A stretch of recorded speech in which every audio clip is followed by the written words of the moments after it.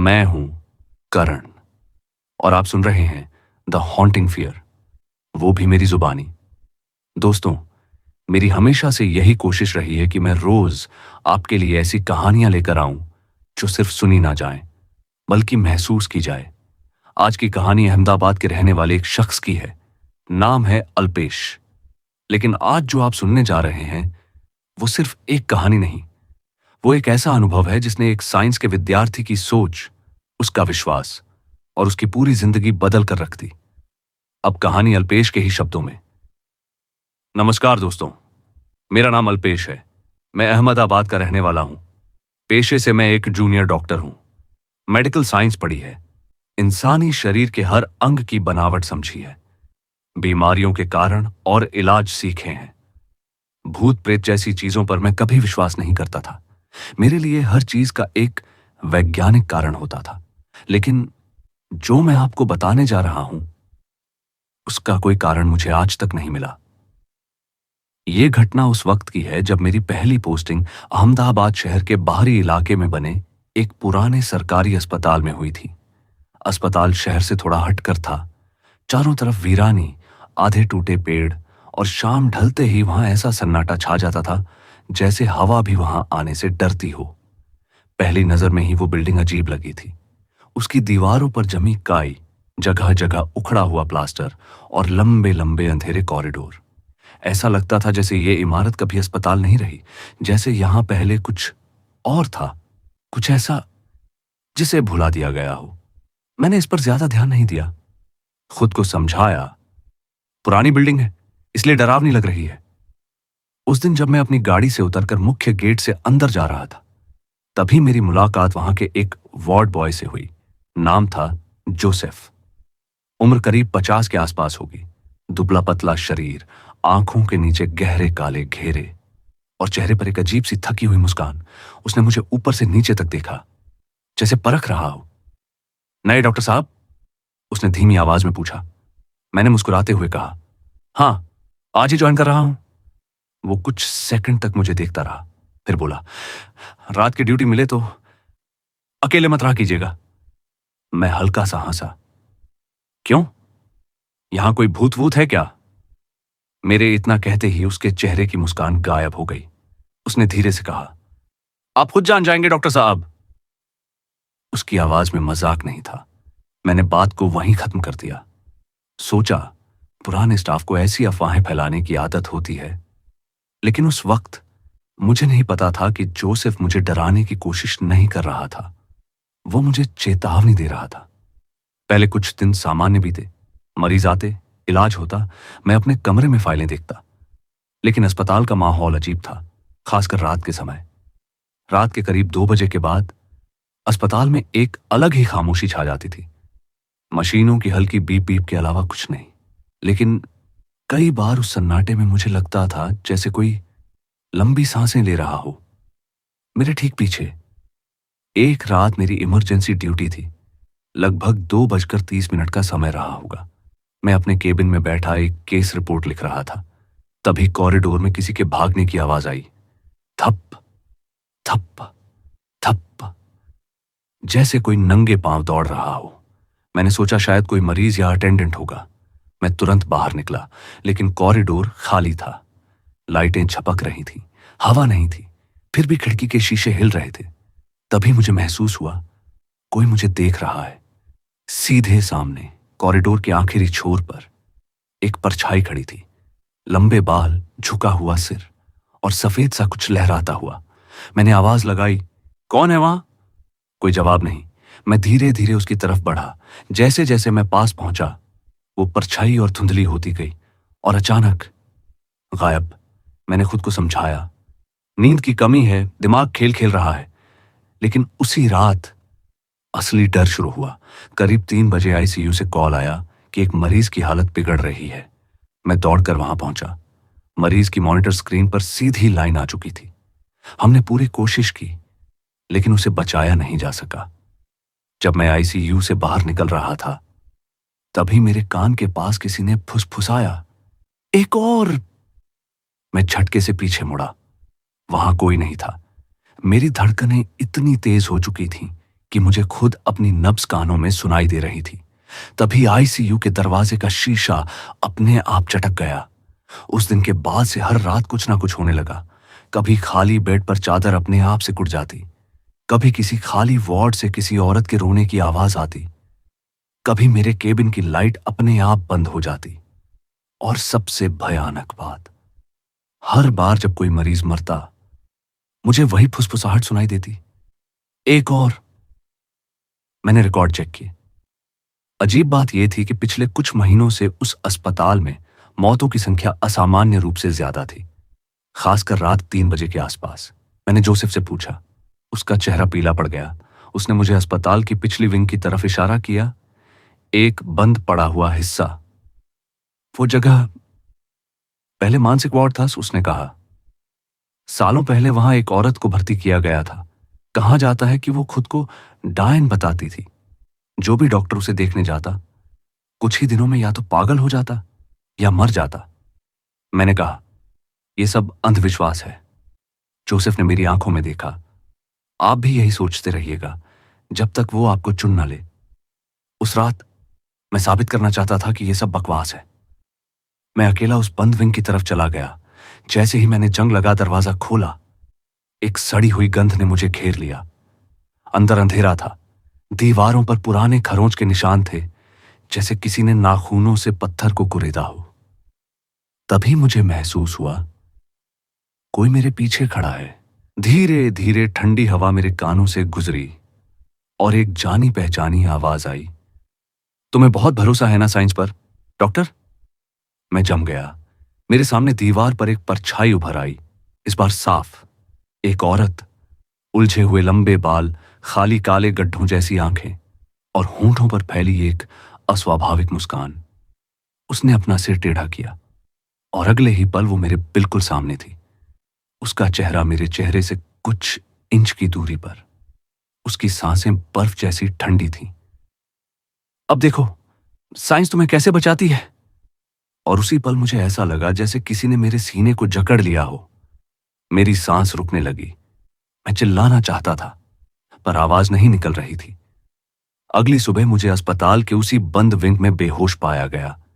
लेकिन कहानी यहां खत्म नहीं होती।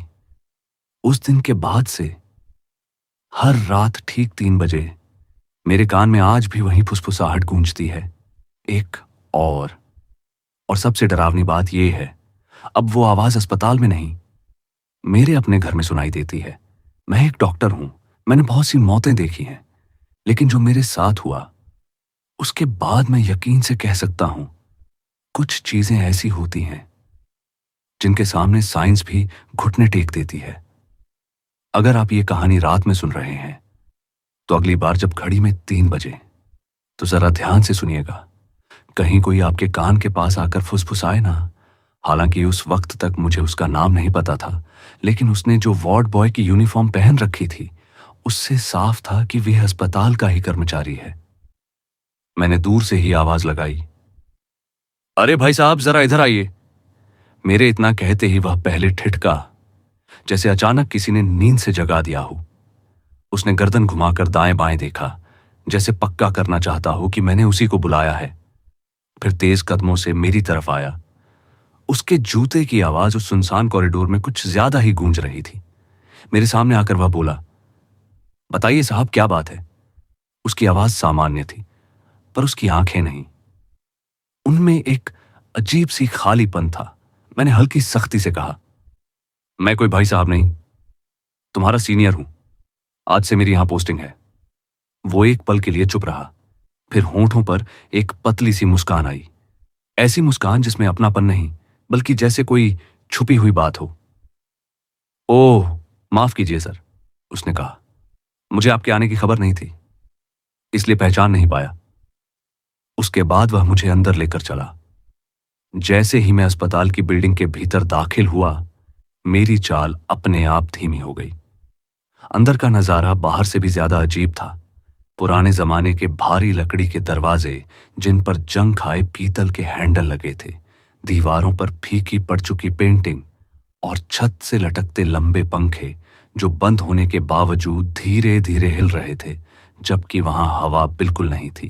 एक पल के लिए सचमुच लगा जैसे मैं अस्पताल में नहीं, किसी पुराने होटल या हवेली में आ गया हूं, जहां कभी शान शौकत रही हो और अब सिर्फ यादें बची हों। लेकिन मैंने इन सब बातों पर ज्यादा ध्यान नहीं दिया। खुद को समझाया, पुरानी बिल्डिंग है इसलिए ऐसा लग रहा है। दिन गुजरते गए, 2 से 3 हफ्ते कब बीत गए पता ही नहीं चला। इस दौरान मैं स्टाफ से परिचित हो गया, मरीजों की प्रकृति समझने लगा, ड्यूटी के घंटे तय हो गए, सब कुछ सामान्य था, कम से कम ऊपर से। लेकिन एक चीज थी जो मेरी नजरों से हमेशा बची रहती थी। मैं एक सर्जन था। एक्सीडेंटल केस, सुसाइड केस, ऐसे मामलों में पोस्टमार्टम अक्सर मुझे ही करना पड़ता था। और इस अस्पताल की मोर्चरी किसी अलग बिल्डिंग में नहीं थी, बल्कि उसी अस्पताल के नीचे एक तहखाने जैसे ग्राउंड फ्लोर में थी। पूरा का पूरा बेसमेंट सिर्फ मोर्चरी के लिए इस्तेमाल होता था। पहली बार जब मैं वहां गया था तो सीढ़ियों से नीचे उतरते ही एक अजीब सी ठंडक महसूस हुई थी। वो सामान्य ठंड नहीं थी, जैसे किसी ने बर्फीली उंगलियों से गर्दन को छू लिया हो। लेकिन मैंने इसे भी मन का वहम समझकर नजरअंदाज कर दिया। फिर एक दिन एक भयानक एक्सीडेंट केस आया। आदमी की मौके पर ही मौत हो चुकी थी। मेरे सीनियर ने आदेश दिया, पोस्टमार्टम आज ही करना है। शाम ढल चुकी थी। जैसे हर बार होता था, इस बार भी मेरे साथ ड्यूटी पर वही वार्ड बॉय लगाया गया, जोसेफ। अब तक हम कई बार साथ में मोर्चरी जा चुके थे। अजीब बात यह थी कि चाहे दिन हो या रात, जब भी पोस्टमार्टम होता, जोसेफ हमेशा मौजूद होता। कभी छुट्टी नहीं, कभी गैर हाजिर नहीं। हम दोनों सीढ़ियों से नीचे उतर रहे थे। हर कदम के साथ हवा ठंडी होती जा रही थी। ऊपर अस्पताल की हलचल की आवाजें थीं, लेकिन नीचे सन्नाटा। सीढ़ियों के आखिरी मोड़ पर पहुंचते ही मैंने नजर उठाई और मेरे कदम वहीं रुक गए। अब तक जब भी मैं इस तहखाने में आया था, यहां 3 दरवाजे होते थे, कमरा नंबर 1, 2 और 3। उनके सामने बड़े बड़े लोहे के बॉक्स रखे रहते थे, जिनमें जरूरी सामान होता था। दीवारें नम थीं, छत से पानी टपकने के निशान। लेकिन आज वहां कुछ अलग था। उन बड़े बड़े बॉक्सों में से एक भी अपनी जगह पर नहीं था, और जहां वे बॉक्स रखे रहते थे, वहां अब एक विशाल लकड़ी का दरवाजा दिखाई दे रहा था। चौथा दरवाजा। उस पर काले रंग से मोटे अक्षरों में लिखा था 4। मेरी सांस एक पल को अटक गई। मैंने धीमी आवाज में जोसेफ से पूछा, ये चौथा दरवाजा पहले भी था क्या? जोसेफ ने बिना मेरी तरफ देखे जवाब दिया, सर, यहां तो हमेशा 4 ही कमरे थे। उसकी आवाज में कोई बदलाव नहीं था। नहीं, मैंने थोड़ा सख्त होकर कहा, मैं कई बार आ चुका हूं यहां सिर्फ 3 कमरे थे। ये चौथा दरवाजा आज पहली बार दिख रहा है। अब जोसेफ ने मेरी तरफ देखा। उसकी आंखों में वही खालीपन था, लेकिन इस बार उसमें कुछ और भी था, जैसे वह मुस्कुराना चाहता हो पर खुद को रोक रहा हो। सर, उसने बहुत धीरे से कहा, कभी कभी कुछ चीजें तभी दिखती हैं जब वो खुद दिखना चाहती हैं।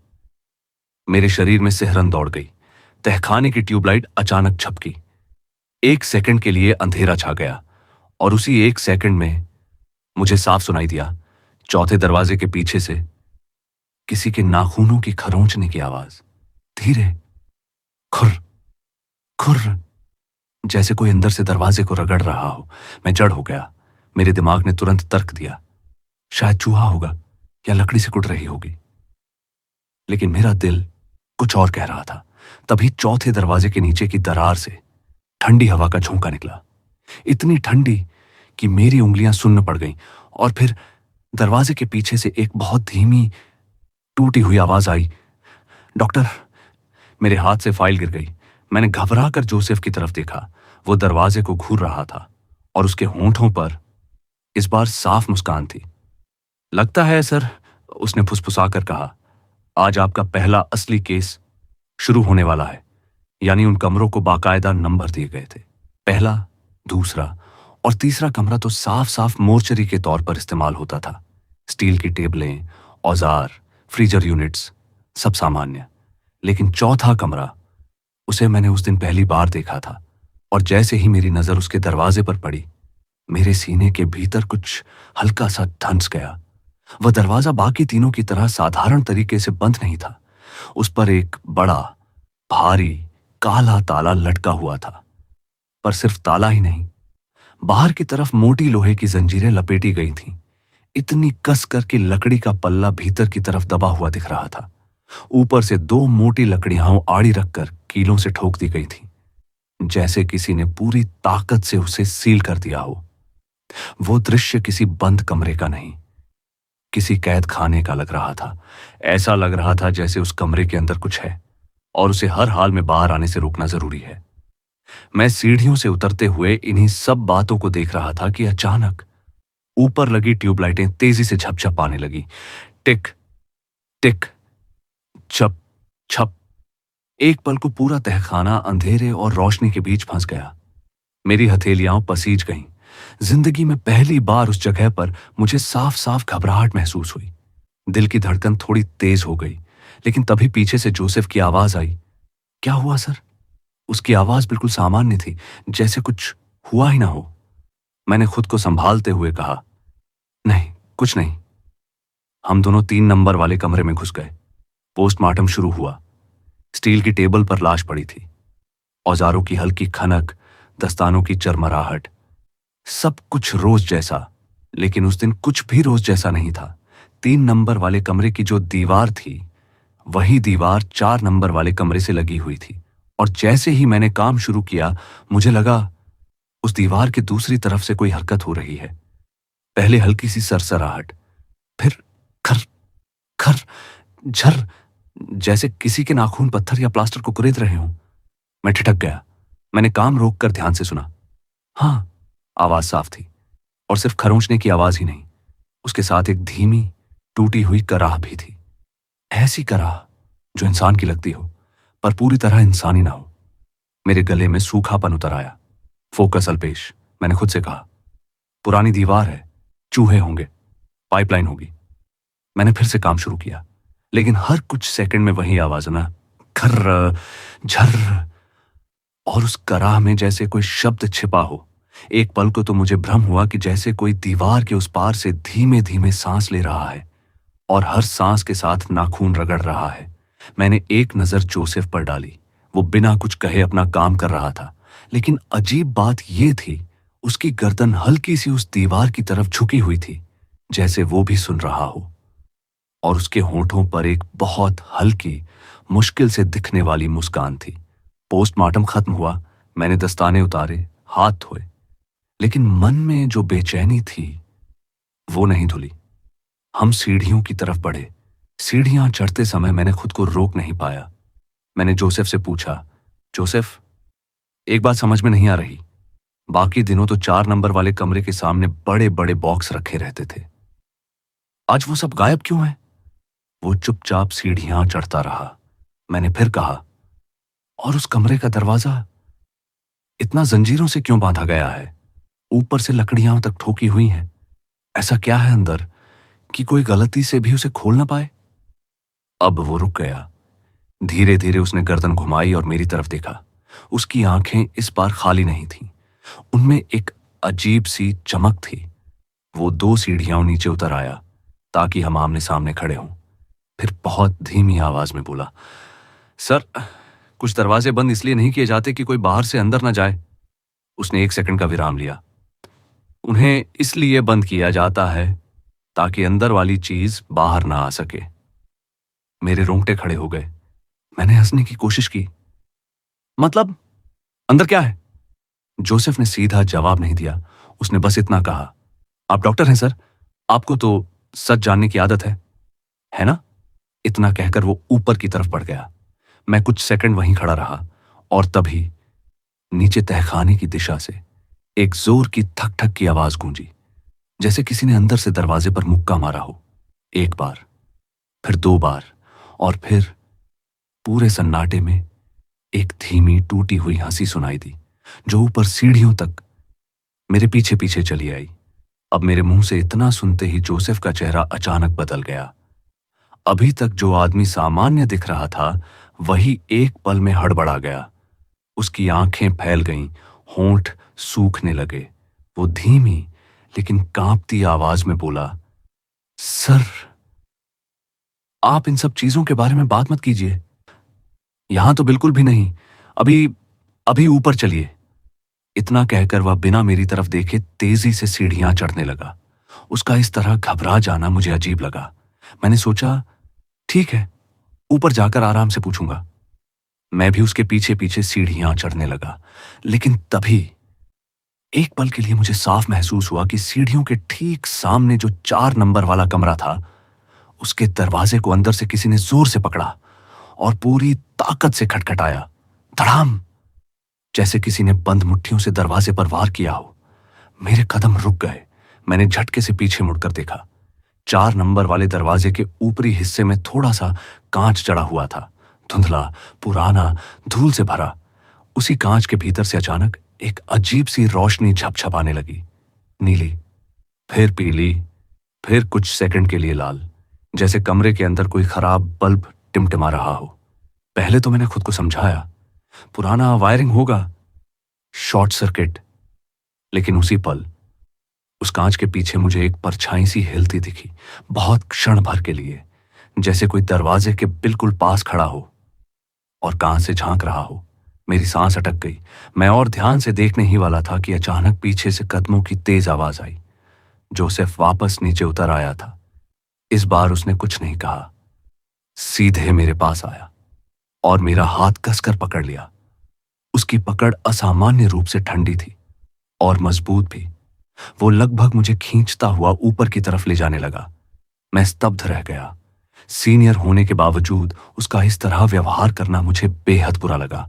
जैसे ही हम ऊपर वाले फ्लोर पर पहुंचे, मैंने झटके से अपना हाथ छुड़ाया। जोसेफ, ये क्या बदतमीजी है, मैंने गुस्से में कहा। तुम मुझे इस तरह कैसे पकड़ सकते हो? लेकिन उसने मेरी आंखों में देखने से बचते हुए कहा, साहब, गलती से भी उस कमरे की तरफ दोबारा इतना गौर से मत देखिए। उसकी आवाज बुरी तरह कांप रही थी। मैं नहीं चाहता कि जो बाकी लोगों के साथ हुआ वही आपके साथ भी हो। यह कहते वक्त वह बुरी तरह हकलाया, जैसे उसकी जुबान साथ नहीं दे रही हो। उसका चेहरा पीला पड़ चुका था, माथे पर पसीना, आंखों में डर, असली डर। ऐसा डर जो किसी कहानी या अफवाह से नहीं आता, बल्कि किसी देखी हुई चीज से आता है। मैंने उसे रोककर पूछा, क्या हुआ बाकी लोगों के साथ? कौन लोग? साफ साफ बताओ। लेकिन उसने सिर झुका लिया। सर, मैं कुछ नहीं जानता, उसने जल्दी से कहा, और आप भी मत जानिए। इतना कहकर वो वहां से चला गया। उस दिन के बाद ये सिर्फ एक बार नहीं हुआ, कई बार मैंने मौका देखकर उसे 4 नंबर वाले कमरे के बारे में पूछने की कोशिश की। कभी केबिन में, कभी कॉरिडोर में, कभी चाय पीते वक्त। लेकिन जैसे ही मैं उस तहखाने या कमरे का जिक्र करता, उसके चेहरे का रंग उड़ जाता। या तो वह तुरंत कोई बहाना बनाकर वहां से चला जाता, या फिर बात को ऐसे घुमा देता जैसे उसने सुना ही ना हो। एक बार तो मैंने जानबूझकर उसके सामने कहा, सुना है 4 नंबर वाले कमरे में कुछ है। इतना सुनते ही उसके हाथ से चाय का कप छूटकर गिर गया। कप फर्श पर टूट गया। लेकिन जोसेफ की नजर कप पर नहीं थी। वो सीधे मेरी पीठ के पीछे देख रहा था। उसकी आंखें डर से फैल गईं। मैंने धीरे धीरे पीछे मुड़कर देखा। कॉरिडोर खाली था, लेकिन मुझे साफ महसूस हुआ जैसे कोई अभी अभी मेरे बिल्कुल पीछे खड़ा था। और जैसे ही मैंने मुड़कर देखा, वो हट गया। जोसेफ फुसफुसाया, सर, वो सुनती है। कौन? मैंने तुरंत पूछा। उसने होंठ भींच लिए, फिर बहुत धीरे कहा, 4 नंबर। मेरे शरीर में झुरझुरी दौड़ गई। क्या मतलब 4 नंबर? मैंने दबाव डालते हुए कहा। वो मेरी तरफ झुका और इतना पास आकर बोला कि उसकी सांस मेरे गाल से टकराई। उस कमरे को बंद इसलिए नहीं किया गया क्योंकि वो खाली है। उसकी आंखें अब सीधे मेरी आंखों में थीं। उसे बंद किया गया है क्योंकि वो कभी खाली नहीं होता। इतना कहकर वो फिर से पीछे हट गया और उसी पल पूरे अस्पताल की बिजली 1 सेकंड के लिए गुल हो गई। अंधेरा, पूरी तरह का अंधेरा। और उस अंधेरे में नीचे तहखाने की दिशा से धीरे धीरे किसी के नाखूनों के दीवार पर रगड़ने की आवाज फिर गूंजी, खर खर। और इस बार मुझे साफ लगा जैसे वो आवाज सिर्फ दीवार से नहीं, मेरे दिमाग के अंदर से आ रही हो। वो अक्सर कोई ना कोई बहाना बनाकर बात टाल देता था, लेकिन एक रात सब कुछ बदल गया। एक एक्सीडेंट केस आया, सड़क हादसा। आदमी की मौके पर ही मौत हो चुकी थी। लाश लावारिस थी। कोई पहचान पत्र नहीं, कोई परिवार नहीं। पुलिस ने औपचारिकता पूरी की और पोस्टमार्टम का आदेश दे दिया। उस रात बाय चांस जोसेफ छुट्टी पर था। नाइट शिफ्ट में सीमित स्टाफ था। जिनकी ड्यूटी थी वही मौजूद थे। बाकी सब जा चुके थे। और चूंकि लाश लावारिस थी, सिस्टम की सख्ती भी ढीली पड़ गई थी। कोई परिजन नहीं, कोई दबाव नहीं। हॉस्पिटल इंचार्ज का साफ आदेश था, आज ही पोस्टमार्टम होगा। मैं मना नहीं कर सकता था। मैंने मास्क लगाया, दस्ताने, औजारों का बैग और एहतियात के तौर पर एक टॉर्च उठा ली। पता नहीं क्यों उस रात टॉर्च उठाते वक्त मेरे हाथ हल्के से कांपे, लेकिन मैंने खुद को समझाया, डरने की कोई बात नहीं, बस एक और केस है। मुझे क्या पता था ये एक और मेरी जिंदगी बदल देगा। मैं सीढ़ियों से नीचे उतरने लगा। हर कदम के साथ नीचे का सन्नाटा गहरा होता जा रहा था। ऊपर अस्पताल की हल्की हल्की आवाजें थीं, पर नीचे जैसे दुनिया खत्म हो चुकी हो। जैसे ही मैं आखिरी सीढ़ी पर पहुंचा, मेरी नजर सीधे सामने गई और मैं वहीं जम गया। 4 नंबर वाले कमरे के दरवाजे पर जो भारी ताला और जंजीरें हमेशा लिपटी रहती थीं, वो आज वहां नहीं थी। ना ताला, ना जंजीर, ना कील ठुकी लकड़ियां। दरवाजा हल्का सा अंदर की तरफ खुला हुआ था, बस 1 इंच, शायद 2। और उस पतली सी दरार से अंदर की तरफ से धूल भरी पीली सी रोशनी बाहर आ रही थी। मेरे गले में कुछ अटक गया। ये कैसे हो सकता है? इतने दिनों से जो दरवाजा पूरी तरह सील था, वो आज खुला कैसे? किसने खोला? और सबसे बड़ा सवाल, किंडी क्यों? मैंने चारों तरफ देखा। तहखाना खाली था। 3 नंबर वाला कमरा बंद, बाकी दोनों भी। कोई हलचल नहीं, लेकिन हवा आज अलग थी, बहुत ठंडी। और उसमें एक हल्की सी सड़ी हुई गंध मिली हुई थी, जैसे पुराने खून और गीली मिट्टी की। मैंने खुद को तसल्ली दी, शायद प्रशासन ने कमरा खाली करवाया होगा, मरम्मत के लिए खोला होगा। लेकिन अगर ऐसा होता तो किसी ने बताया क्यों नहीं? मैं धीरे धीरे 4 नंबर वाले कमरे की तरफ बढ़ा। मेरे जूतों की आवाज फर्श पर गूंज रही थी। टक टक टक। जितना पास जाता, दिल उतना जोर से धड़कता। दरवाजे के पास पहुंचकर मैंने टॉर्च की रोशनी उस दरार के भीतर डाली। अंदर धूल उड़ रही थी, जैसे कोई हल्की हवा चल रही हो। कमरे के अंदर का दृश्य धुंधला था, पर एक चीज साफ दिखी। फर्श पर पुराने खरोंचों के गहरे निशान, जैसे किसी ने वर्षों तक नाखून रगड़े हों। अचानक अंदर से हल्की सी आवाज आई, टक, जैसे कोई नंगे पैर एक कदम चला हो। मैंने सांस रोक ली। कोई है अंदर? मैंने आवाज लगाई, कोई जवाब नहीं, सिर्फ वही धूल भरी रोशनी और भारी सन्नाटा। मैंने दरवाजे को हल्का सा धक्का दिया। कर्कश आवाज के साथ दरवाजा थोड़ा और खुल गया और उसी पल ट्यूबलाइट झपकी। पूरा तहखाना 1 सेकंड के लिए अंधेरे में डूब गया और अंधेरे में मुझे साफ महसूस हुआ जैसे कोई मेरे बिल्कुल पीछे खड़ा है, मेरी गर्दन के ठीक पास। ठंडी सांस, धीमी, लंबी। मैं बिजली की तरह पलटा। पीछे कोई नहीं था, लेकिन जब मैं फिर से 4 नंबर वाले कमरे की तरफ मुड़ा तो दरवाजा पहले से ज्यादा खुल चुका था, जबकि मैंने उसे छुआ भी नहीं था। मेरी टॉर्च की रोशनी अंदर गई और इस बार मुझे साफ दिखाई दिया। कमरे के बीचों बीच एक पुरानी लोहे की कुर्सी रखी थी और उस कुर्सी पर कुछ बंधा हुआ था, रस्सियों से। मैंने आंखें सिकोड़ कर देखा, वो कोई चीज नहीं थी, वो इंसानी आकार था। झुका हुआ सिर, लंबे बाल नीचे लटकते हुए, और जैसे ही मेरी टॉर्च की रोशनी उसके चेहरे तक पहुंची, उसका सिर धीरे धीरे मेरी तरफ उठने लगा। मेरे हाथ से टॉर्च गिर गई। अंधेरा, पूरी तरह का अंधेरा, और उस अंधेरे में एक बेहद धीमी टूटी हुई आवाज गूंजी, तुम अकेले आए हो। मेरी रीढ़ की हड्डी तक बर्फ उतर गई। मुझे अचानक याद आया, आज जोसेफ छुट्टी पर था और शायद उसे पता था कि आज दरवाजा खुलेगा। अभी मैं यही सब सोच ही रहा था कि तभी उस कमरे के भीतर से फिर वही आवाज गूंजी, वही जो कई बार 3 नंबर वाले कमरे में पोस्टमार्टम करते वक्त दीवार के उस पार से सुनाई देती थी। खर्र खर्र, दीवारों पर नाखून रगड़ने की आवाज, और उसके साथ एक टूटी हुई घुटी घुटी कराह। इस बार वो आवाज साफ थी, बिल्कुल पास से। मेरी धड़कनें तेज हो गईं। दिमाग ने तुरंत तर्क दिया, कोई जानवर होगा, कुत्ता बिल्ली, शायद किसी तरह अंदर घुस गया हो और अब फंस गया हो। मैंने खुद को संभाला, टॉर्च कसकर पकड़ी और धीरे धीरे 4 नंबर वाले कमरे की तरफ बढ़ा। दरवाजा हल्का सा खुला हुआ था। मैंने हाथ बढ़ाकर उसे और धक्का दिया। कर्कश आवाज के साथ दरवाजा पूरी तरह खुल गया और अंदर का नजारा देखकर मेरी सांस रुक गई। कमरे के बीचों बीच एक पुराना लोहे का स्ट्रक्चर रखा था, कुछ कुछ पोस्टमार्टम टेबल जैसा, लेकिन जंग लगा हुआ, इस्तेमाल से बाहर। और उसके ऊपर एक औरत की लाश पड़ी थी। मैं दंग रह गया। वो लाश किसी सालों पुरानी सड़ी गली लाश जैसी नहीं थी। उल्टा, उसे देखकर ऐसा लग रहा था जैसे अभी कुछ घंटों पहले ही यहां लाकर रखा गया हो। त्वचा पर ताजगी थी, शरीर सख्त नहीं हुआ था पूरी तरह। एक पल के लिए मेरे दिमाग में ख्याल आया, क्या मुझे इसी का पोस्टमार्टम करना है? लेकिन तुरंत मुझे याद आया, फाइल में तो किसी पुरुष का नाम और फोटो था। ये तो एक औरत थी। तो फिर ये यहां कैसे? मैंने टॉर्च की रोशनी उसके पूरे शरीर पर डाली और तभी मेरी रीढ़ में बर्फ उतर गई। उसने दुल्हन के कपड़े पहन रखे थे, लाल जोड़ा, सुनहरी कढ़ाई, हाथों में चूड़ियां, पैरों में पायल। उसके सिर पर आधा खिसका हुआ घूंघट था जो उसके चेहरे का आधा हिस्सा ढक रहा था। कमरे की धूल भरी हवा में उसका घूंघट हल्का हल्का हिल रहा था। मैं उसके पास गया, जैसे कोई अनजानी ताकत मुझे खींच रही हो, जैसे मैं अपने होश में नहीं था।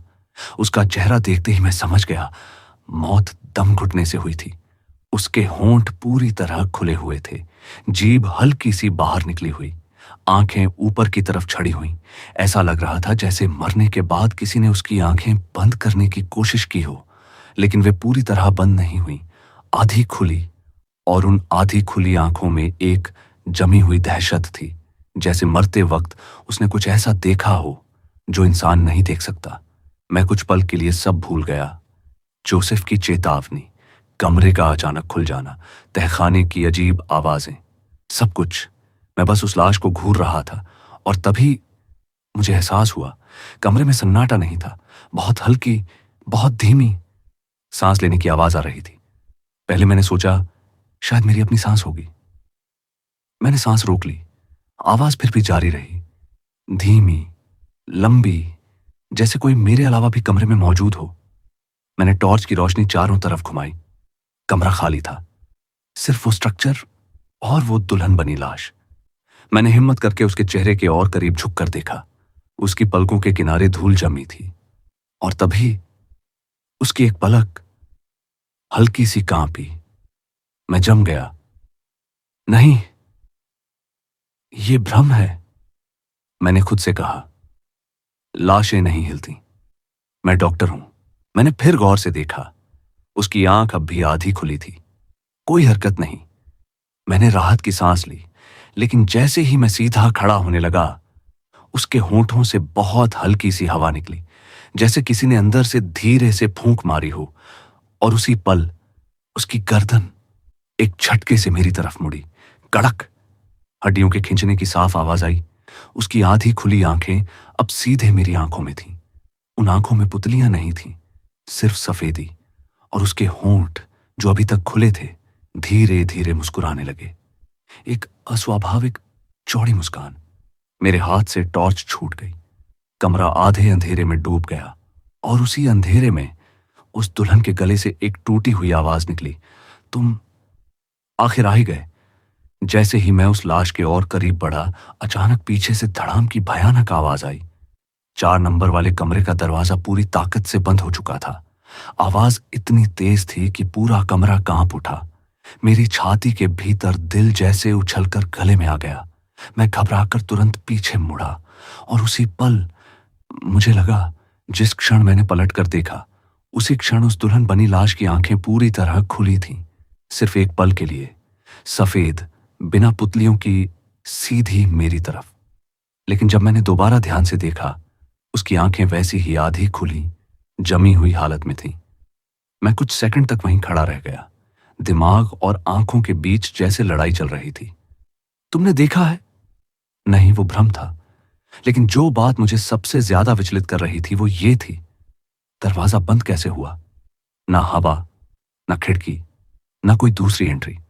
वो तहखाना पत्थर और सीमेंट से बना एक बंद ढांचा था। वहां इतनी तेज हवा आ ही नहीं सकती थी कि भारी लकड़ी का दरवाजा इस तरह झटके से बंद हो जाए। इसका मतलब साफ था, दरवाजा किसी ने बंद किया था। लेकिन कौन? मैं तो अकेला था।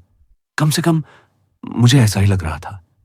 मैंने तेजी से दरवाजे की तरफ कदम बढ़ाए, हैंडल पकड़कर उसे खींचा। वो नहीं खुला। मैंने और जोर लगाया, फिर दोनों हाथों से। दरवाजा हिला तक नहीं। अब मेरी सांसें तेज हो चुकी थीं, हथेलियां पसीने से भीग गई थीं। मैंने महसूस किया, दरवाजा बाहर से बंद है। किसी ने बाहर से कुंडी चढ़ा दी है।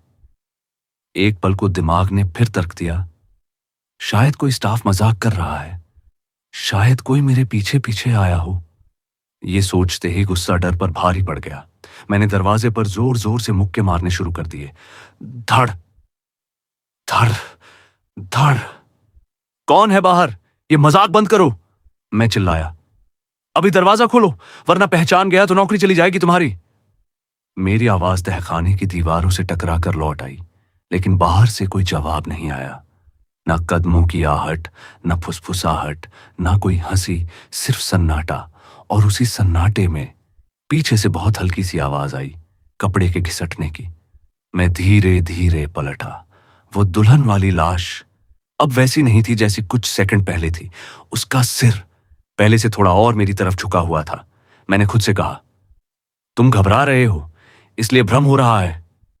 लेकिन तभी मैंने साफ देखा, उसकी उंगलियां जो अब तक जमी हुई थीं, उनकी पोरें धीरे धीरे मुड़ रही थीं। कड़क कड़क, जैसे जमी हुई हड्डियां फिर से हिलने लगी हों। मेरे पैरों के नीचे से जैसे जमीन खिसक गई। यह नामुमकिन है, मैं बुदबुदाया। मैं डॉक्टर हूं, मैं जानता हूं लाशें नहीं हिलती, लेकिन वो हिल रही थी। धीरे धीरे उसकी गर्दन टेढ़ी हुई, फिर झटके से सीधी, और इस बार उसकी आंखें पूरी तरह खुल गईं। सफेद नहीं, अब उनमें काली पुतलियां थीं, और वो सीधे मुझे देख रही थीं। दरवाजे पर मेरी पकड़ ढीली पड़ गई। पीछे से एक बेहद ठंडी आवाज आई, बाहर कोई नहीं है। मैं जड़ हो गया। आवाज उसी के मुंह से आई थी। उसके होंठ हिल नहीं रहे थे, फिर भी आवाज गूंजी, तुम्हें बाहर से किसी ने बंद नहीं किया। अब वो धीरे धीरे उठने लगी। उसके जोड़ों से चरमराहट की आवाजें आ रही थीं। मैंने किया है। उसका घूंघट फिसल कर नीचे गिर गया। चेहरा अब साफ दिखाई दे रहा था, और उस चेहरे पर वही मुस्कान थी जो मैंने पहले देखी थी। अस्वाभाविक, खिंची हुई, असंभव। मैं पीछे हटने लगा, लेकिन मेरी पीठ दीवार से टकरा गई। कमरा अचानक ठंडा हो गया, इतना ठंडा कि मेरी सांस भाप बनकर दिखने लगी। और तभी कमरे की दीवारों पर अचानक खरोंच के निशान उभरने लगे, जैसे अंदर से नहीं बल्कि बाहर से सैकड़ों नाखून एक साथ दीवारें कुरेद रहे हों। खर खर खर। वो अब पूरी तरह खड़ी थी। उसके पैर जमीन को छू नहीं रहे थे, वो हवा में कुछ इंच ऊपर थी। तुम जानना चाहते थे? उसकी आवाज चारों तरफ से गूंजी, कि इस कमरे को बंद क्यों रखा जाता है। मेरी आंखों के सामने अंधेरा छाने लगा, और उसने धीरे धीरे अपना हाथ मेरी तरफ बढ़ाया। उसकी उंगलियां अस्वाभाविक रूप से लंबी थीं, क्योंकि यहां जो आता है। उसकी मुस्कान और चौड़ी हो गई। वो वापस नहीं जाता। और उसी पल फिर वही आवाज मेरे कानों में गूंजी, खर खर। एक धीमी कराह, जैसे किसी का गला फटा हुआ हो। लेकिन इस बार वो आवाज दीवार के पार से नहीं, मेरे ठीक पीछे से आ रही थी, इतनी पास कि उसकी ठंडी सांस मेरे कान की लौ को छू रही हो। अचानक मैं बिल्कुल शांत हो गया। अब तक मैं दरवाजा पीट रहा था, चिल्ला रहा था, लेकिन उस एक पल में मेरे शरीर की सारी ताकत जैसे निकल गई। कमरे में भी सन्नाटा छा गया। न दरवाजे की आवाज, न मेरी सांसों की, बस एक दबा हुआ डर। मेरे जीवन में पहली बार एक मेडिकल साइंस पढ़ा हुआ इंसान, मैं सच में भूत प्रेत जैसी किसी चीज की मौजूदगी महसूस कर रहा था। मेरी गर्दन जैसे पत्थर की हो गई थी, लेकिन फिर भी जाने कहां से हिम्मत जुटाकर मैंने धीरे धीरे अपनी गर्दन पीछे की तरफ घुमाई। और जो मैंने देखा वो मेरी समझ, मेरे विज्ञान, मेरे तर्क, सबको तोड़ देने के लिए काफी था। वो दुल्हन बनी लाश अब भी उसी स्ट्रक्चर पर पड़ी थी, लेकिन उसके हाथ, उसकी उंगलियां धीरे धीरे उस लोहे के स्ट्रक्चर पर चल रही थीं। खर्र खर्र। उसके लंबे काले सड़े हुए नाखून लोहे पर रगड़ खा रहे थे और वही आवाज कमरे में गूंज रही थी। मैं पत्थर बनकर देखता रह गया। ये कैसे हो सकता है? वो औरत लगभग 24 से 25 साल की लग रही थी। जवान चेहरा, नाजुक हाथ, लेकिन उसके नाखून, वो नाखून किसी जवान लड़की के नहीं थे। वो सड़े गले थे, काले, मोटे, टूटे हुए, जैसे कई सालों से काटे ही न गए हों, जैसे उनमें खून नहीं, सड़न बहती हो। कुछ नाखूनों के किनारों पर गाढ़ा काला मैल जमा था और जब वो उन्हें स्ट्रक्चर पर रगड़ रही थी तो आवाज के साथ साथ एक बदबू भी उठ रही थी। मैंने खुद को समझाने की कोशिश की। मसल रिफ्लेक्स हो सकता है, डेथ के बाद कुछ नर्वस मूवमेंट, कभी कभी शरीर में गैस बनने से मसल्स मूव करते हैं। हाँ, मेडिकल साइंस में ऐसा होता है। अगर मौत को 2-3 दिन हुए हों तो डिकम्पोजिशन की वजह से गैस बनती है और कभी कभी उंगलियां हल्की हिल सकती हैं। लेकिन यह हरकत हल्की नहीं थी, यह नियंत्रित थी, जैसे कोई जानबूझकर नाखून चला रहा हो। और तभी उसकी उंगलियां रुक गईं। कमरे में फिर सन्नाटा। धीरे धीरे उसका हाथ हवा में उठा, हवा में, जमीन को छुए बिना, और उसकी कलाई अजीब तरीके से मुड़ी, जैसे हड्डियां सही जगह पर ना हो। मेरी सांस अटक गई।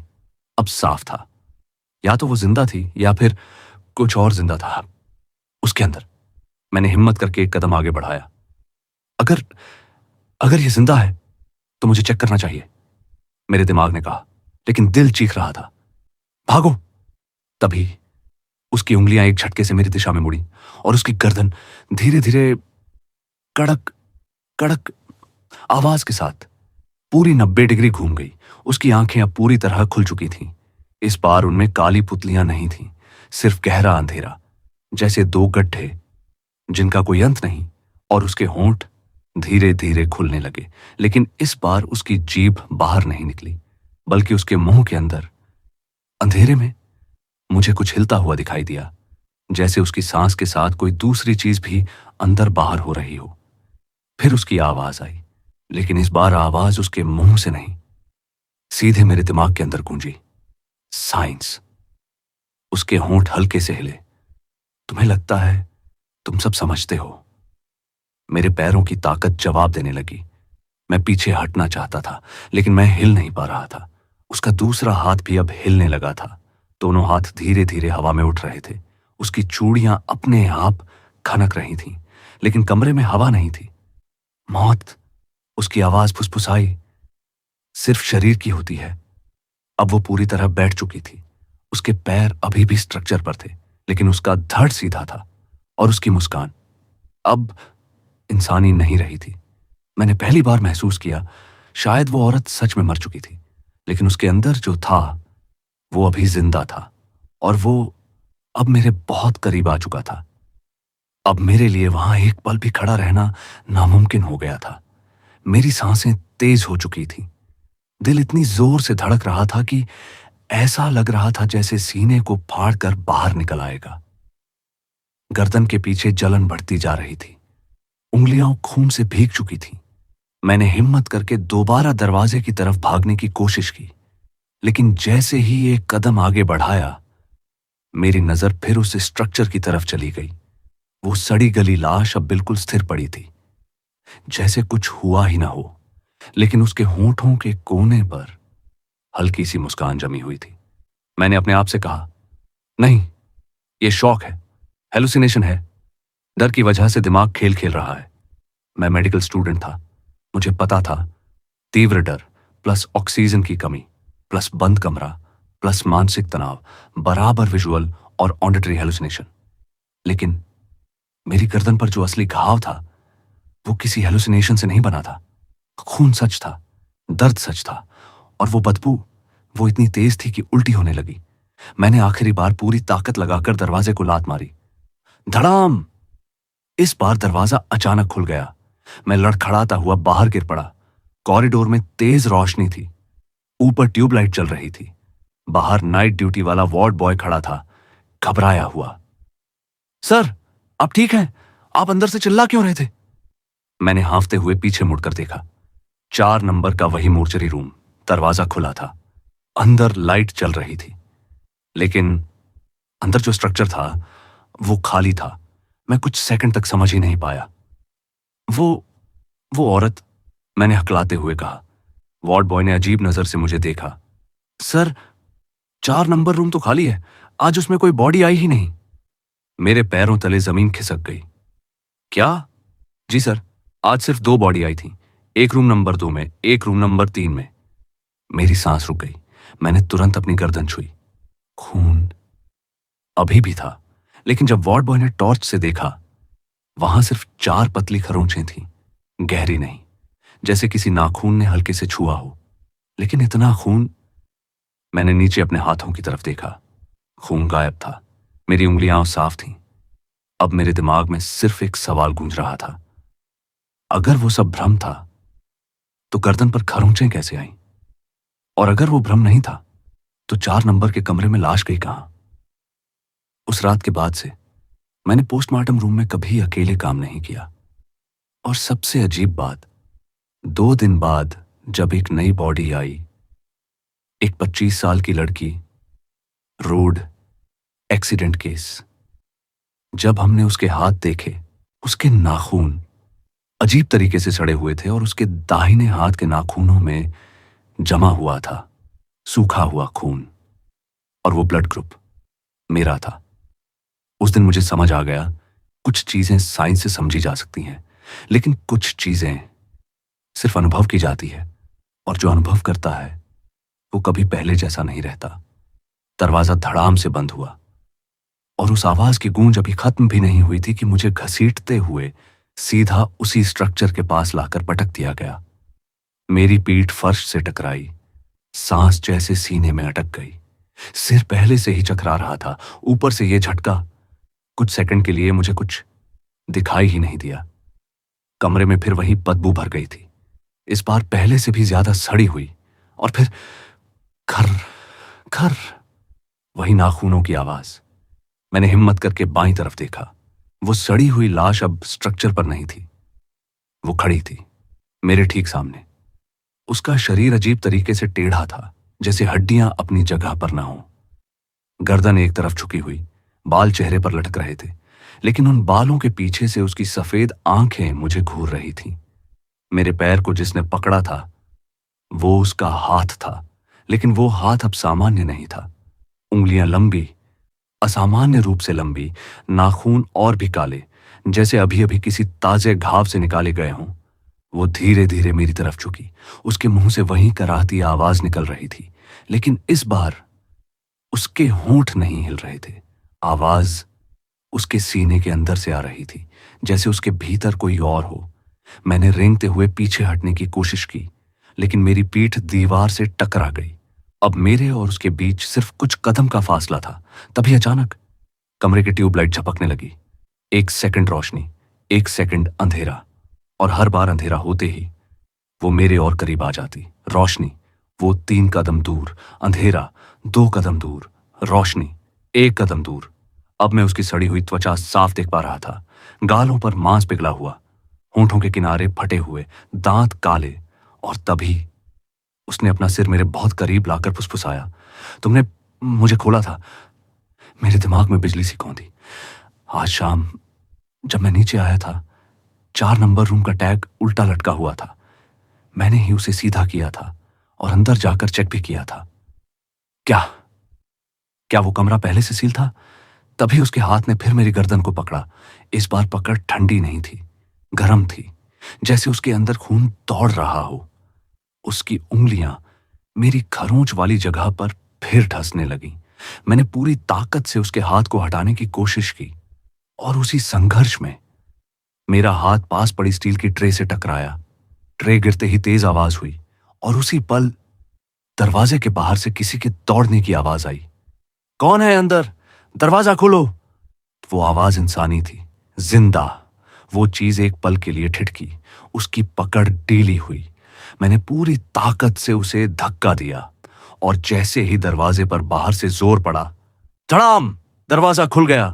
रोशनी अंदर आई, और गायब। स्ट्रक्चर पर फिर वही सड़ी हुई लाश पड़ी थी, बिल्कुल स्थिर, जैसे कभी हिली ही ना हो। 2 वार्ड बॉय अंदर आए। उन्होंने मुझे उठाया। सर, आप यहां कैसे गिर गए? आपने खुद को अंदर लॉक कर लिया था क्या? मैं कुछ बोल नहीं पा रहा था, सिर्फ कांप रहा था। उन्होंने स्ट्रक्चर की तरफ देखा। ये तो पुरानी बॉडी है सर, 3 दिन पुरानी। पोस्टमार्टम सुबह होना है। मैंने कांपते हुए पूछा, इसका नाम? वार्ड बॉय ने फाइल देखी। नाम अनामिका, उम्र 25। मेरे दिल की धड़कन रुकते रुकते बची। अनामिका, यही नाम मैंने शाम को टैग पर देखा था, लेकिन उस वक्त उस टैग पर एक और चीज लिखी थी, सील्ड, डू नॉट ओपन। और वो लाइन अब फाइल में नहीं थी। उस रात के बाद मैंने सीखा, हर मोर्चरी में कुछ कमरे ऐसे होते हैं जिन्हें सिर्फ ताला नहीं, वजह बंद रखती है। और अगर कोई वजह टूट जाए तो अंदर जो है वो बाहर आने में देर नहीं लगाता। और उसी वक्त मेरी रीढ़ की हड्डी में ठंडक दौड़ गई। मैंने तुरंत अपने हाथ को धीरे धीरे गर्दन के पीछे ले जाकर छुआ। डॉक्टर और बाकी स्टाफ अब भी मेरे पीछे खड़े थे। कुछ लोग मुस्कुरा रहे थे, कुछ मुझे शक की नजर से देख रहे थे। जैसे ही मेरी उंगलियां गर्दन के उस हिस्से पर पहुंची, मैं जम गया। वहां पट्टी बंधी हुई थी, सफेद गौज, टेप से चिपकी हुई। मेरे हाथ कांप गए। मैंने तुरंत पास खड़े डॉक्टर की तरफ देखा। ये पट्टी किस लिए बंधी है? वो डॉक्टर, जो अब तक हल्का मुस्कुरा रहा था, अचानक गंभीर हो गया। उसने कहा, आपको याद नहीं? क्या? जब हम आपको नीचे से उठाकर लाए थे, आपकी गर्दन के पीछे 4 गहरी खरोंचें थीं। काफी ब्लीडिंग हो रही थी। हमने ही ड्रेसिंग की है। मेरे कानों में जैसे घंटी बजने लगी। लेकिन आप लोग तो कह रहे थे कि 4 नंबर रूम कई सालों से बंद है। डॉक्टर ने मेरी आंखों में देखते हुए कहा, हां, वो आज भी बंद है। तो फिर ये खरोंचे? कुछ सेकंड के लिए सन्नाटा। फिर एक सीनियर डॉक्टर बोला, आप 3 नंबर रूम में थे। जिस बॉडी का पोस्टमार्टम करना था वो 25 साल की लड़की थी। Road accident case. जब हम पहुंचे तो आप उसी स्ट्रक्चर के पास गिरे हुए थे और आपकी गर्दन से खून बह रहा था। मेरी सांस रुक सी गई। उस लड़की के नाखून कैसे थे? डॉक्टर ने थोड़ा सोचकर कहा, अजीब थे, काफी बड़े हुए और सड़े से, शायद कई दिन से कटे नहीं थे। मेरे पैरों से ताकत निकल गई। मैंने धीरे धीरे फिर उस 4 नंबर के दरवाजे की तरफ देखा। जंजीरें जंग लगी हुई, मोटा ताला, मकड़ी के जाले, जैसे सालों से किसी ने छुआ तक ना हो। लेकिन तभी मेरी नजर दरवाजे के नीचे वाले हिस्से पर पड़ी। वहां धूल जमी हुई थी, लेकिन उस धूल पर एक हल्की सी लकीर बनी हुई थी, जैसे अंदर से किसी ने नाखून घसीटा हो। बहुत हल्की, इतनी कि अगर ध्यान से ना देखो तो दिखे ही नहीं। मैं धीरे धीरे उस दरवाजे के करीब गया। सब लोग मुझे देख रहे थे। मैं झुककर नीचे देखने लगा और तभी बहुत धीमी, बहुत ही धीमी, खर खर, वही आवाज। इस बार इतनी हल्की कि शायद और किसी ने नहीं सुनी। मैंने गर्दन झटका। आप लोगों को कुछ सुनाई दे रहा है? सबने कहा। नहीं। मैंने फिर ध्यान लगाया। कुछ नहीं, पूरा सन्नाटा। लेकिन तभी मेरी पट्टी के नीचे गर्दन पर हल्की सी जलन शुरू हुई, जैसे कोई नाखून अंदर से खरोंच रहा हो। मैंने घबरा कर पट्टी को पकड़ लिया। डॉक्टर बोला, अरे मत छेड़िए, ताजा टांके हैं। टांके? मैंने कांपते हुए पूछा। हां, उसने कहा। 4 गहरी खरोंचें थीं, ऊपर ऊपर की नहीं, जैसे किसी ने पूरा जोर लगाकर गर्दन में गड़ा दिया हो। मेरा गला सूख गया। और उस लड़की की बॉडी अब कहां है? डॉक्टर बोला, पोस्टमार्टम हो चुका, सुबह उसके घर वाले ले गए। उसका नाम? डॉक्टर ने फाइल पलटी। नाम अनामिका। मेरे अंदर कुछ टूट गया। वही नाम। मैंने आखिरी बार 4 नंबर के दरवाजे की तरफ देखा और उस पल मुझे कसम से ऐसा लगा कि जंग लगे ताले के ठीक नीचे दरवाजे की दरार में से एक सफेद आंख मुझे देख रही है। मैंने पलक झपकी। कुछ नहीं था, सिर्फ अंधेरा। उस दिन के बाद मैंने उस हॉस्पिटल की नौकरी छोड़ दी, लेकिन कहानी यहीं खत्म नहीं हुई, क्योंकि आज भी कभी कभी रात को सोते वक्त जब पूरा कमरा शांत होता है, मेरी गर्दन के पीछे हल्की सी जलन शुरू हो जाती है और फिर बहुत धीमी सी आवाज आती है, खर्र खर्र, जैसे कोई नाखून अभी भी मेरे बहुत करीब है, लेकिन बदबू वहीं थी, तेज, सड़ी हुई, ठीक वैसी ही जैसी उस रात मोर्चरी के कमरे में फैली थी। मैंने कांपते हुए पीछे वाली सीट के अंदर झांका। सीट खाली थी, फर्श खाली, डिक्की बंद, लेकिन गंध जा नहीं रही थी। मैंने सोचा, ये दिमाग का खेल है, ट्रॉमा है, मुझे वहम हो रहा है। मैंने खुद को संभालने के लिए गहरी सांस ली और उसी पल मुझे गलती का एहसास हुआ, क्योंकि जैसे ही मैंने गहरी सांस ली, वो बदबू और भी तेज हो गई और उस बदबू के साथ मुझे एक और चीज महसूस हुई। मेरे कान के बहुत पास बहुत हल्की सांस, ठंडी, धीमी। मैं जड़ हो गया। हवा बिल्कुल शांत थी। हाईवे पर दूर दूर गाड़ियां जा रही थीं, लेकिन मेरे ठीक पीछे जैसे कोई खड़ा हो। मैंने हिम्मत जुटाई, धीरे धीरे, बहुत धीरे धीरे गर्दन घुमाई। कोई नहीं, खाली सड़क, खाली हवा। मैंने अपने आप को झटका, बस अब बहुत हुआ, ये सब दिमाग का असर है। मैं वापस ड्राइवर सीट पर बैठ गया, दरवाजा बंद किया, गाड़ी स्टार्ट की। लेकिन इस बार मैंने शीशे में देखने की हिम्मत नहीं की। मैं सीधा आगे देखता हुआ गाड़ी चलाने लगा। लगभग 5 मिनट बाद मेरे मोबाइल पर एक नोटिफिकेशन की आवाज आई। मैंने सोचा कोई कॉल होगी, लेकिन स्क्रीन अपने आप जल उठी और उस पर कैमरा ऐप खुल गया। फ्रंट कैमरा नहीं, रियर कैमरा। स्क्रीन पर पीछे वाली सीट दिखाई दे रही थी। मैंने एक पल के लिए सोचा, शायद गलती से खुल गया, लेकिन फिर स्क्रीन पर पीछे की सीट के बीचों बीच धीरे धीरे कुछ उभरने लगा, जैसे धुंध के अंदर से कोई चेहरा बन रहा हो। पहले सिर्फ 2 सफेद धब्बे, फिर काले गड्ढे जैसे आंखों के घेरे, फिर सड़ा हुआ माथा, और फिर पूरा चेहरा, वही अनामिका।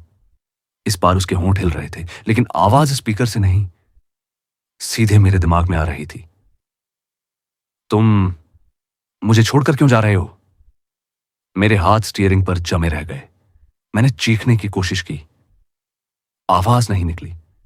स्क्रीन पर उसका चेहरा और करीब आता गया, जैसे वो कैमरे के अंदर से बाहर निकल रही हो। और तभी मेरी गर्दन के पीछे फिर वही जलन शुरू हुई, इस बार पहले से तेज, जैसे किसी ने अंदर से नाखून घुमाए हों।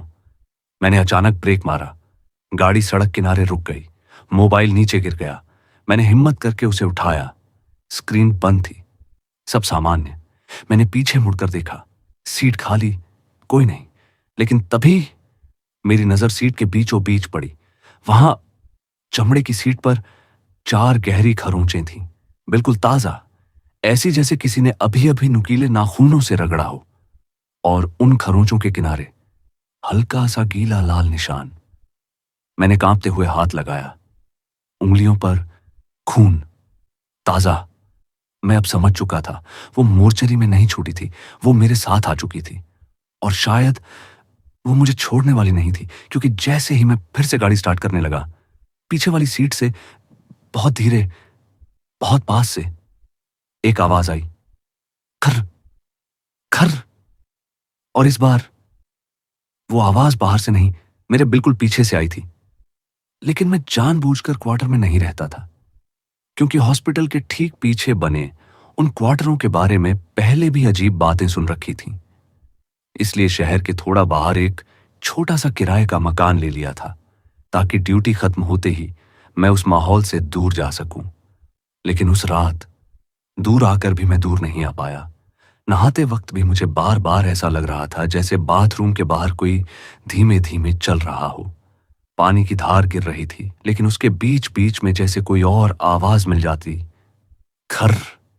मैंने खुद को डांटा, बस अब ये सब बंद करो, ये पोस्ट ट्रॉमा है, दिमाग डर को दोहरा रहा है। मैं बाहर आया, तौलिया कंधे पर डाला, शीशे में खुद को देखा, चेहरा पीला, आंखों के नीचे काले घेरे, गर्दन पर बंधी पट्टी। मैंने पट्टी को थोड़ा सा छू कर देखा, हल्की जलन।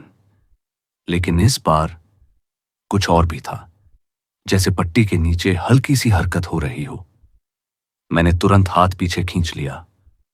नहीं, ये वहम है। मैं किचन में गया, गैस जलाई, खाना गर्म करने लगा। लेकिन तभी मुझे साफ साफ महसूस हुआ, घर में मैं अकेला नहीं हूं। वो एहसास बहुत अलग होता है, जब कोई सामने दिखता नहीं, लेकिन मौजूदगी भारी होकर हवा में तैरती है। मैंने धीरे धीरे पीछे मुड़कर देखा। हॉल खाली, दरवाजा अंदर से बंद, खिड़कियां बंद। मैंने खाना प्लेट में डाला और टेबल पर बैठ गया। पहला कौर उठाया ही था कि टेबल के नीचे से कुछ मेरी टांग से हल्का सा छू कर गुजरा। मैं झटके से खड़ा हो गया, नीचे देखा, कुछ नहीं। लेकिन उसी पल लाइट 1 सेकंड के लिए गई, फिर आई, और जैसे ही रोशनी वापस आई, मेरे सामने वाली कुर्सी पर पानी की बूंदें टपक रही थीं, जैसे कोई अभी अभी वहां बैठा हो और उसके शरीर से पानी गिरा हो। मेरी सांस अटक गई। मैं धीरे धीरे उस कुर्सी की तरफ बढ़ा, हाथ आगे बढ़ाकर कुर्सी को छुआ। कुर्सी ठंडी थी, बर्फ जैसी ठंडी। तभी मेरे पीछे वाले कमरे से दरवाजा अपने आप चुप करके खुला। मैंने तुरंत पीछे देखा। वो मेरा बेडरूम था, अंदर अंधेरा, लेकिन उस अंधेरे में मुझे साफ दिखा, मेरे बिस्तर पर कोई बैठा है, सिर्फ एक परछाई। लंबे बाल, झुकी हुई गर्दन, धीरे धीरे हिलती हुई। मैं जड़ हो गया। मेरे दिमाग में सिर्फ एक ही सवाल घूम रहा था, अगर ये सब भ्रम है तो ये चीजें हिल कैसे रही हैं? और तभी वो परछाई धीरे धीरे उठी और बहुत धीमे कदमों से दरवाजे की चौखट तक आई। अब वो हॉल की रोशनी में थी। चेहरा आधा सड़ा हुआ, आंखें सफेद, बाल भीगे हुए और गर्दन बिल्कुल उसी जगह से कटी हुई जहां मेरी पट्टी बंधी थी। उसने अपना सिर हल्का सा टेढ़ा किया और पहली बार उसके होंठों से साफ आवाज निकली, तुमने मुझे अधूरा छोड़ दिया। मेरे हाथ से प्लेट गिर गई। टूटने की आवाज पूरे घर में गूंजी, लेकिन वो आवाज खत्म होने से पहले ही वो परछाई गायब। घर फिर से खाली। मैं हांफता हुआ खड़ा था, सब कुछ सामान्य, लेकिन मेरे सामने वाली कुर्सी पर अब भी पानी की बूंदें थीं और बेडरूम के दरवाजे के पास फर्श पर 4 गीले निशान, नाखूनों के। अब मुझे समझ में आने लगा था, यह सिर्फ डर नहीं था, यह कुछ और था। कुछ जो मोर्चरी से मेरे साथ आया था, कुछ जो अधूरा था, और शायद वो तब तक नहीं जाएगा जब तक मैं उसका अधूरा काम पूरा नहीं कर दूं। और कुछ ही सेकंड में वो कंबल पूरी तरह मेरे हाथ से छूटकर बिस्तर के नीचे की तरफ खिंच गई। अब मेरे पैर पूरी तरह खुले थे। कमरे में घना अंधेरा, सिर्फ खिड़की के पर्दों के पीछे से आती हल्की सी नीली रोशनी, बिल्कुल वैसी जैसी गहरी रात में होती है।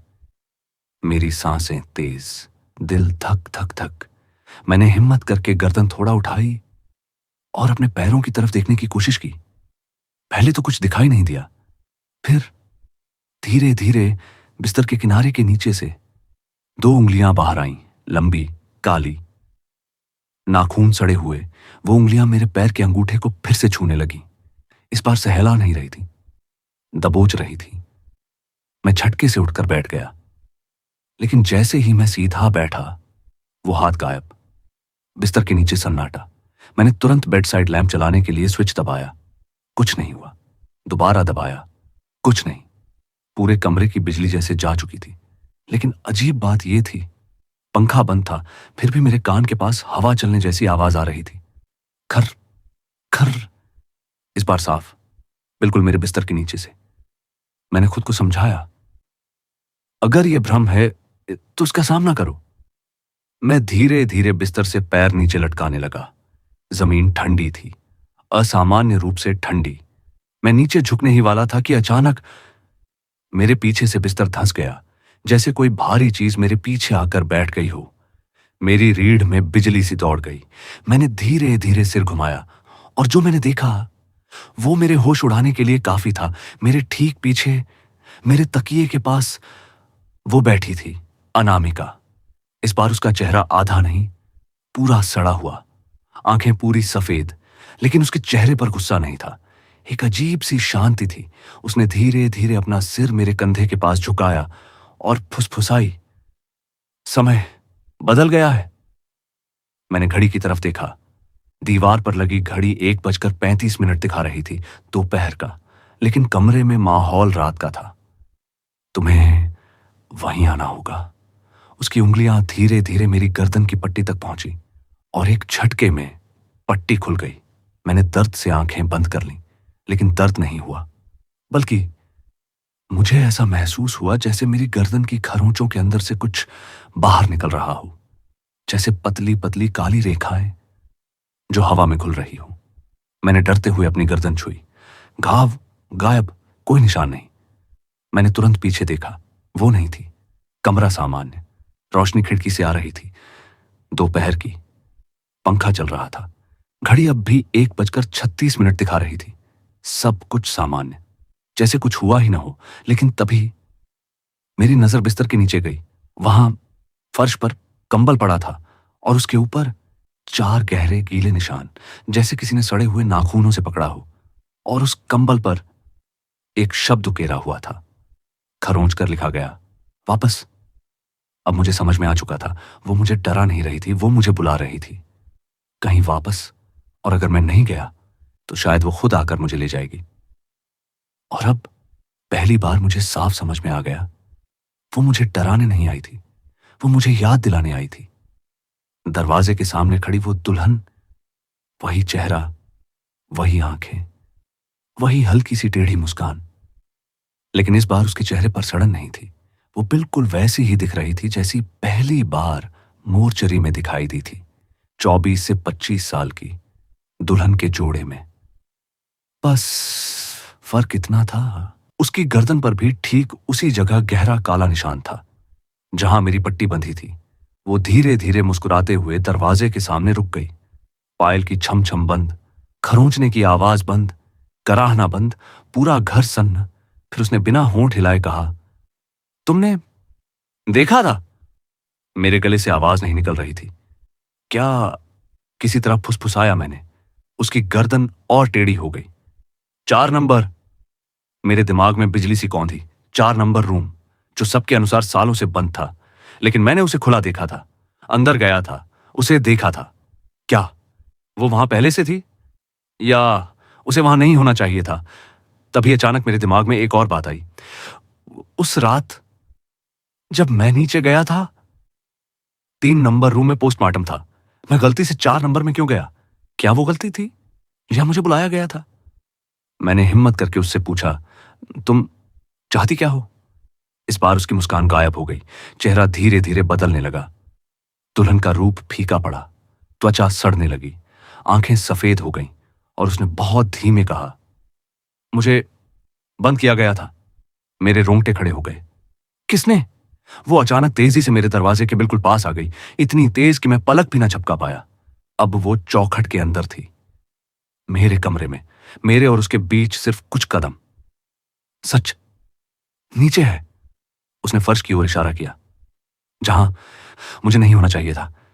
मेरे दिमाग में एक भयानक शक पैदा हुआ। क्या क्या 4 नंबर रूम सिर्फ बंद नहीं था, बल्कि सील था किसी कारण से? और क्या मैंने अनजाने में कुछ खोल दिया था? तभी अचानक कमरे की लाइट पूरी तरह बंद हो गई। पूरा अंधेरा, सिर्फ उसकी आंखें चमक रही थीं, और पायल की आवाज फिर शुरू हुई, छम छम। लेकिन इस बार वो दूर नहीं जा रही थी, वो मेरे बिस्तर की तरफ आ रही थी, मेरे बिल्कुल पास। मैंने आंखें बंद कर लीं। दिल की धड़कन कानों में गूंज रही थी, और तभी मेरे माथे पर किसी की ठंडी उंगलियां लगीं। उसने बहुत हल्के से कहा, वापस चलो, सच दिखाऊंगी। और उसी पल मुझे ऐसा लगा जैसे बिस्तर मेरे नीचे से गायब हो गया, जैसे मैं किसी गहरे अंधे कुएं में गिर रहा हूं। नीचे, नीचे, नीचे। और गिरते गिरते मुझे आखिरी बार जो दिखाई दिया, वो था मोर्चरी का वही 4 नंबर वाला दरवाजा, इस बार अंदर से खुलता हुआ। दरवाजा उसी तेज आवाज के साथ बंद हुआ, धड़ाम।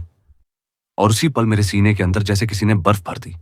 वो आवाज बिल्कुल वैसी ही थी, वही कंपन, वही झटका, वही एहसास कि अब मैं अकेला नहीं हूं। कमरे के अंदर हवा भारी हो गई। पायल की आवाज अब पूरी तरह गायब थी, मतलब वो दुल्हन जा चुकी थी। लेकिन जो भी था, वो अब मेरे नीचे था। बिस्तर के नीचे से खरोंचने की आवाज इतनी तेज हो गई कि लकड़ी तक हल्की हल्की हिलने लगी। खर्रर खर्रर, जैसे किसी के नाखून फर्श पर नहीं, बल्कि लकड़ी के नीचे की मिट्टी में धंस रहे हो। और कराहने की आवाज अब साफ शब्दों में बदल रही थी, खोलो। मेरी रीढ़ में झटका लगा, मुझे खोलो। अब मुझे समझ में आया, वो दुल्हन बाहर नहीं थी, वो कुछ और थी। जो भी था वो नीचे था, और दुल्हन का रूप शायद सिर्फ मुझे कमरे से बाहर खींचने के लिए था। मैं पूरी ताकत लगाकर अपनी उंगलियां हिलाने की कोशिश करने लगा। बहुत मुश्किल से मेरी छोटी उंगली हिली, फिर दूसरी, जैसे कोई अदृश्य पकड़ धीरे धीरे ढीली हो रही हो। खरोंचने की आवाज अब इतनी तेज थी कि मुझे लगा बिस्तर टूट जाएगा, और तभी बिस्तर के नीचे से एक जोर का धक्का लगा। पूरा बेड 1 इंच ऊपर उछला। मैं लगभग गिर ही गया था, और उसी झटके में मेरा शरीर आजाद हो गया। मैं तुरंत बिस्तर से कूदकर दूर जा खड़ा हुआ। सांसें बेकाबू, दिल पागलों की तरह धड़क रहा था। अब मैं दरवाजे की तरफ भागना चाहता था, लेकिन दरवाजा बंद।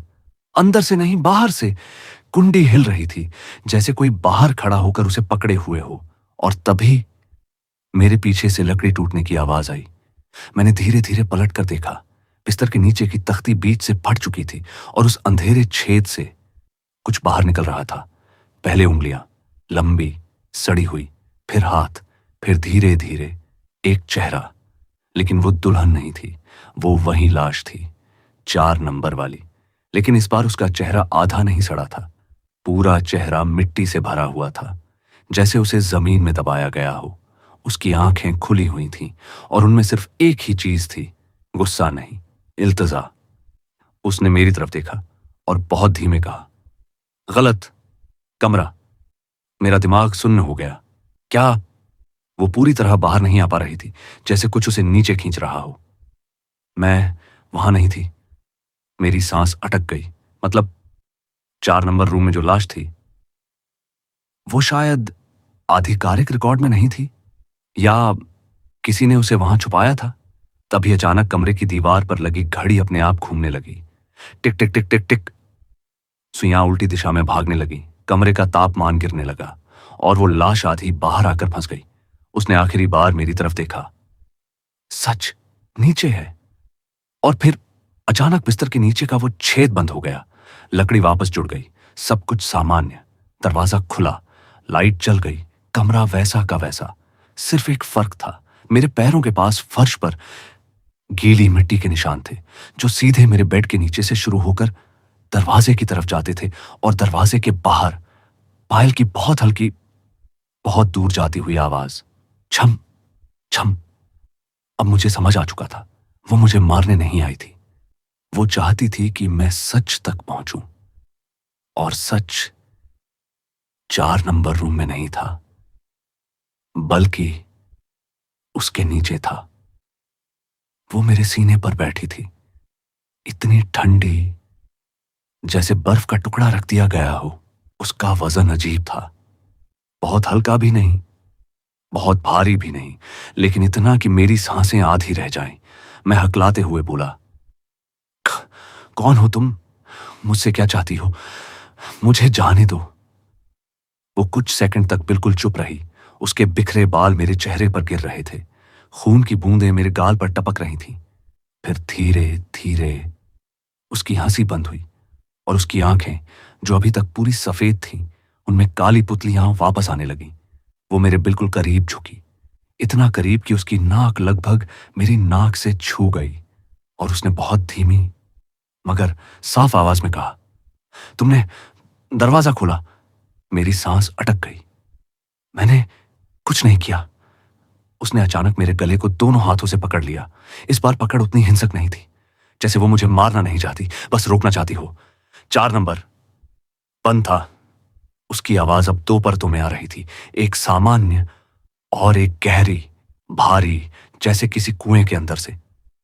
जो वहां था उसे बाहर नहीं आना चाहिए था। मेरा दिमाग घूम गया। कौन? उसने धीरे धीरे अपना सिर पीछे घुमाया, और उसी पल मेरे बेड के नीचे से फिर वही खरोंचने की आवाज आई। लेकिन इस बार वो आवाज उसकी नहीं थी, कुछ और था, कुछ बड़ा, कुछ भारी। फर्श के नीचे से जैसे कोई पूरी ताकत से निकलने की कोशिश कर रहा हो। मकड़ी की तरह मेरे ऊपर बैठी वो औरत अचानक डर गई। हां, पहली बार उसके चेहरे पर डर था। उसने फुसफुसाया, वो मेरे लिए नहीं आया। अब मेरी समझ में आया, वो शिकार नहीं थी, वो चेतावनी थी। अचानक मेरे कमरे की दीवारों पर दरारें पड़ने लगी, जैसे पेंट के नीचे से काली लकीरें रेंग रही हों। खरोंचने की आवाज इतनी तेज हो गई कि मेरा सिर फटने लगा, और तभी बेड के नीचे से एक भारी हाथ बाहर निकला। वो हाथ इंसानी नहीं था, उंगलियां असामान्य रूप से लंबी, नाखून नहीं बल्कि जैसे टूटी हुई हड्डियां बाहर निकली हों।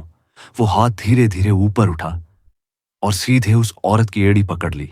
वो भयानक चीख मारी। इस बार उसकी चीख में दहशत थी। वो मेरे सीने से उतरकर भागने की कोशिश करने लगी, लेकिन वो हाथ उसे नीचे खींच रहा था। उसका शरीर आधा बेड से नीचे झूल गया। उसने आखिरी बार मेरी तरफ देखा। इस बार उसकी आंखों में वही इल्तिजा थी जो पहले दिखी थी। मुझे मत छोड़ो। मैं जड़ हो चुका था, और अगले ही पल वो हाथ उसे पूरी तरह नीचे खींच ले गया। बेड के नीचे से जमीन फटने जैसी आवाज आई। फिर सन्नाटा, पूरा कमरा शांत। दरवाजा खुला हुआ, लाइट चल रही। कोई खून नहीं, कोई दरार नहीं, सब सामान्य।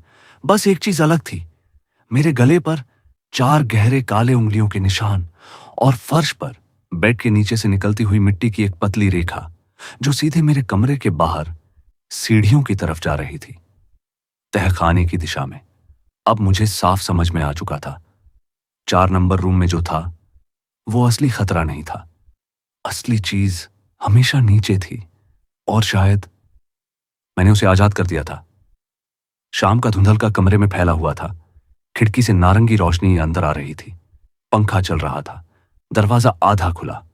सब कुछ सामान्य, लेकिन मेरा दिल अब भी उसी रफ्तार से धड़क रहा था जैसे कुछ सेकंड पहले हुआ हो। मैंने तुरंत अपने गले को छुआ, वहीं जहां उसने पकड़ा था। त्वचा गर्म थी, और उंगलियों के हल्के हल्के नीले निशान अब भी मौजूद थे।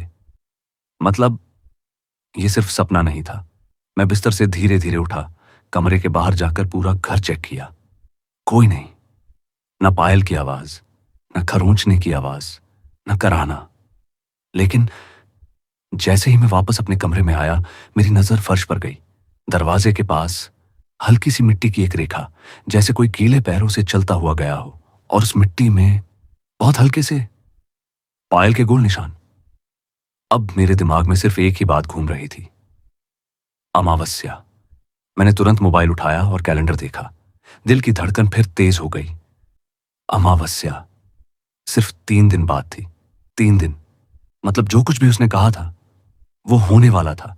मैंने खुद को समझाने की कोशिश की, ये सब दिमाग का खेल है, तू थका हुआ है। लेकिन उसी वक्त मेरे मोबाइल पर एक नोटिफिकेशन आया, हॉस्पिटल ग्रुप से। मैसेज था, 4 नंबर कोल्ड रूम अस्थायी रूप से सील रहेगा। किसी भी स्टाफ को बिना लिखित अनुमति प्रवेश की अनुमति नहीं है।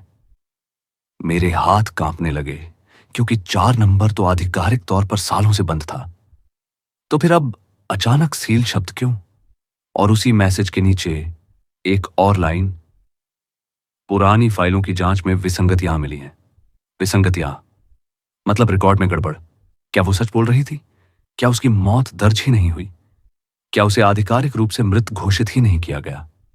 मेरे अंदर 2 आवाजें लड़ रही थीं। पहली, मत जा, ये जाल है।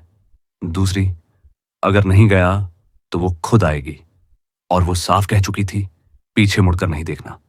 वरना मैं कुर्सी पर बैठ गया, सांसें संभालने की कोशिश की। अगर मुझे जाना ही है तो तैयारी करनी होगी।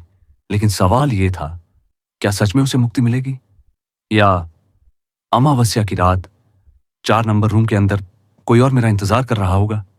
उसी वक्त कमरे के कोने से बहुत हल्की सी आवाज आई, छम। बस एक बार। मैंने पलटकर नहीं देखा, क्योंकि अब मुझे समझ आ चुका था, कुछ चीजें देखने के लिए नहीं होती, सिर्फ तय करने के लिए होती हैं। और अब मुझे तय करना था, मुक्ति या मौत। अमावस्या की रात 12 बजे, तहखाना 4 नंबर। कहानी अभी खत्म नहीं हुई थी, असल शुरुआत अब होने वाली थी। उसकी फुसफुसाहट मेरे कान के बिल्कुल पास थी, ठंडी सांस। यह सिलसिला खत्म नहीं होगा। मेरे हाथ दरवाजे पर जमे हुए थे। आग अब पीछे धीमी धीमी जल रही थी। दुल्हन के कपड़े आधे राख बन चुके थे। कमरे में धुआं भरने लगा। मैंने आंखें कसकर बंद कर ली। मैंने तुम्हें मुक्ति दिलाई, तुमने वादा किया था। कुछ सेकंड सन्नाटा, फिर एक हल्की सी हंसी, लेकिन इस बार वो डरावनी नहीं थी, थकी हुई थी। मैं चली जाऊंगी। मेरे पीछे जैसे कोई हल्का सा वजन हट गया। पर बाकी नहीं जाएंगी। अचानक कमरे का तापमान गिर गया। आग एक पल के लिए नीली हो गई और उसी नीली लौ में मुझे कुछ दिखाई दिया। सिर्फ वो एक दुल्हन नहीं, चारों दीवारों के साथ धुंधले धुंधले साए, सफेद लिबास, लाल चुनरी, झुकी हुई गर्दनें, जैसे कोई बारात कभी आई ही नहीं, जैसे कोई विदाई कभी हुई ही नहीं। मेरी सांस अटक गई। क्या ये मुर्दा घर? क्या यहां सालों से? तभी अचानक दरवाजे की कुंडी अपने आप खटकी।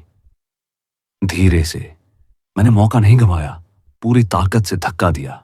इस बार दरवाजा खुल गया। मैं लड़खड़ाता हुआ बाहर निकला। पीछे मुड़कर देखने की इच्छा हुई बहुत जोर से, लेकिन उसके शब्द याद थे, पीछे मत देखना। मैं सीढ़ियां चढ़ता गया, तेज और तेज, जब तक कि मैं तहखाने से बाहर नहीं आ गया। ऊपर की हवा गर्म थी, सामान्य, जैसे कुछ हुआ ही ना हो। लेकिन नीचे से एक साथ कई पायल की बहुत हल्की आवाजें आईं। छम छम छम। एक नहीं, कई। मैं रुक गया।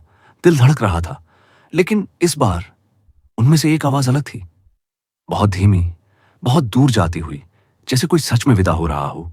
और उसी के साथ मेरे गले पर जो काले निशान थे वो हल्के होने लगे। मैंने जेब से मोबाइल निकाला। समय 12:17 AM, अमावस्या की रात। सब कुछ खत्म होना चाहिए था, लेकिन जाते जाते उसने जो कहा था वो मेरे कानों में गूंज रहा था। बाकी दुल्हनें इंतजार करेंगी। अगले दिन अस्पताल पहुंचा तो माहौल बदला हुआ था। सुबह सुबह पुलिस आई हुई थी। 4 नंबर रूम सील किया जा रहा था। कारण, पुरानी फाइलों की जांच में पाया गया था कि पिछले 15 सालों में 4 अनजान महिला शव बिना स्पष्ट रिकॉर्ड के उसी सेक्शन में रखे गए थे और 3 नाइट स्टाफ रहस्यमय परिस्थितियों में मर चुके थे। आधिकारिक कारण हार्ट अटैक, लेकिन सभी की मौत अमावस्या की रात हुई थी। मेरे पैरों तले जमीन खिसक गई। क्या मैं अगला होता? शायद, अगर मैंने वो विदाई नहीं की होती। उस रात के बाद 4 नंबर रूम को पूरी तरह तोड़ दिया गया। तहखाने का वो हिस्सा हमेशा के लिए बंद कर दिया गया। लेकिन कभी कभी जब मैं देर रात अस्पताल के गलियारे से गुजरता हूं, मुझे बहुत हल्की सी पायल की आवाज सुनाई देती है और हवा में मेहंदी की खुशबू। अब वो डर नहीं लगता, क्योंकि मैं जानता हूं उनमें से एक को सच में मुक्ति मिल चुकी है। पर बाकी, शायद हर अधूरी विदाई किसी न किसी अमावस्या का इंतजार करती है। और शायद यही सबसे बड़ा डर था। वो चीखें नहीं, वो पायल नहीं, वो सड़ी हुई लाश नहीं।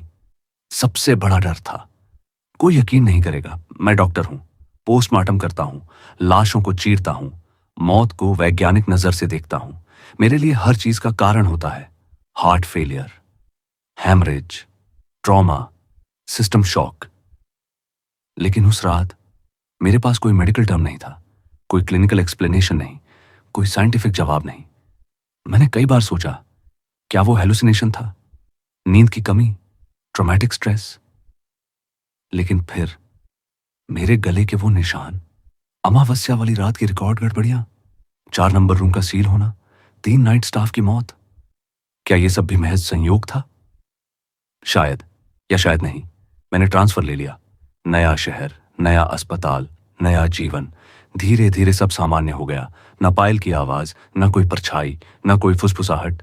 लेकिन कभी कभी जब किसी दुल्हन का एक्सीडेंट केस आता है और मैं उसकी बंद आंखों को देखता हूं, तो एक सेकंड के लिए मुझे लगता है कि कहीं वो आंखें अचानक खुल न जाए और कानों में बहुत हल्की सी आवाज आती है, विदाई। अब मैं ये कहानी इसलिए बता रहा हूं क्योंकि कभी कभी विज्ञान और अंधविश्वास के बीच जो रेखा होती है वो उतनी साफ नहीं होती जितनी हम समझते हैं। मैं ये नहीं कहता कि हर मुर्दा घर में आत्माएं होती हैं, लेकिन मैं इतना जरूर कहूंगा, हर अधूरी मौत, हर अधूरी विदाई, हर दबा हुआ सच कभी ना कभी आवाज बनकर लौटता है। आप माने या ना माने, लेकिन अगर कभी किसी पुराने अस्पताल के तहखाने में जाए और वहां आपको हल्की सी मेहंदी की खुशबू आए या बहुत दूर से पायल की आवाज सुनाई दे, तो बस एक बात याद रखिए, कुछ दरवाजे बंद ही अच्छे होते हैं। और अगर कभी कोई आत्मा आपसे मुक्ति मांगे तो पहले ये जरूर जान लीजिए, वो सच में मुक्ति चाहती है या आपको अपने साथ ले जाना। तो दोस्तों, आपको ये कहानी कैसी लगी? कमेंट जरूर करें और बताएं कि अगली बार किस तरह की कहानी सुनना चाहेंगे।